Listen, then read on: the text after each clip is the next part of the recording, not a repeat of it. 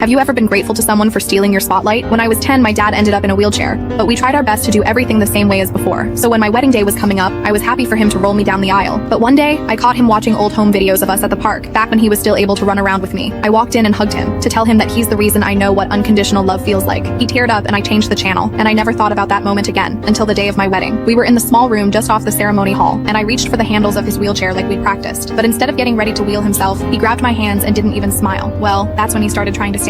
My heart dropped because the aisle was at least 50 feet, and he hadn't walked more than 10 since the accident. The room went silent, and all the eyes shifted from me to him. When he stood up, I looked at him, and that's when he finally smiled and said, "Just trust me." Turns out he'd been in intense physical therapy for over a year, all for my big day. I thought I'd be the one holding him up, but honestly, I think he was holding me. By the time we made it down the aisle, half of the audience were in tears and blowing their noses. He stole the spotlight that day, and we now have this incredible inside joke for the rest of our lives together.